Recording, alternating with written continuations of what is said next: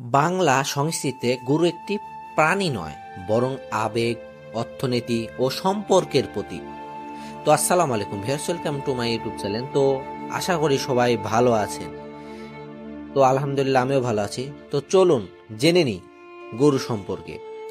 গ্রামে গঞ্জে কিংবা কোরবানির ঈদে গরুর উপস্থিত আমাদের জীবনের সঙ্গে অতঃপরভাবে জড়িত।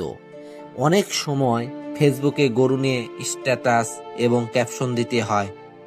গরু আমাদের গ্রামীণ জীবনের এক বিচ্ছিন্ন বা অবিচ্ছেদ্য অংশ। এটি শুধু একটি প্রাণী নয়, বরং কৃষক পরিবারের জন্য সম্পদ, ভালোবাসা ও নির্ভরতার প্রতীক। গরু দিয়ে ক্ষেত চাষ হয়, দুধ পাওয়া যায়, আবার কোরবানির ঈদে ধর্মীয় দায়িত্ব পালিত হয়। গরুর চোখে এক ধরনের মায়া আছে, যার সাথে সহজেই মানুষ জড়িয়ে পড়ে। গরু শান্ত স্বভাবের প্রাণী, যার প্রতি যত্ন, ভালোবাসা, দায়িত্ববোধ থাকা প্রয়োজন।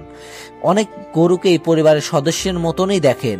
এর মাধ্যমে আমাদের সমাজ, সংস্কৃতি এবং অর্থনীতির একটি বড় দিক উঠে আসে। গরু আমাদের জীবনে শুধু একটি প্রাণী নয়, বরং আমাদের সংস্কৃতি, অর্থনীতি এবং আবেগের অংশ। এর সরলতা, শান্ত স্বভাব এবং উপকারিতা গরুকে করে তোলে শ্রদ্ধার যোগ্য।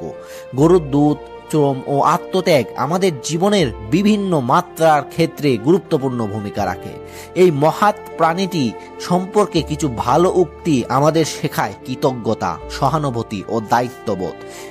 তো এমনও অনেক ফেসবুকে স্ট্যাটাস দিয়ে থাকে যা গরু সম্পর্কে একমাত্র কোরবানি ঈদ ছাড়া কিন্তু এই ভালোবাসাটা কেউ প্রকাশ করে না। একটি গরু শান্ত চোখে যে ভালোবাসা থাকে তা হাজার শব্দের চেয়েও গভীর। গরু আমাদের কি কি উপকার করে? গরু মানব জীবনের অন্যতম উপকারী ও গুরুত্বপূর্ণ একটি প্রাণী। গ্রামীণ জীবন হোক বা আধুনিক কৃষি ব্যবস্থা, গরু সর্বত্রই মানব জীবনের অংশ হয়ে উঠেছে। এর দুধ, মাংস, চামড়া, গোবর, জ্বালানি, এমনকি কৃষিকাজে শ্রম পর্যন্ত সবকিছুতেই আমাদের কাজে লাগে। শুধু অর্থনৈতিক দিক থেকেই নয়, গরু পরিবেশ ও সমাজে গুরুত্বপূর্ণ ভূমিকা রাখে। গরু আমাদের কাছে একটি সম্পদ, যার যত্ন ও সংরক্ষণ আমাদের নৈতিক দায়িত্ব।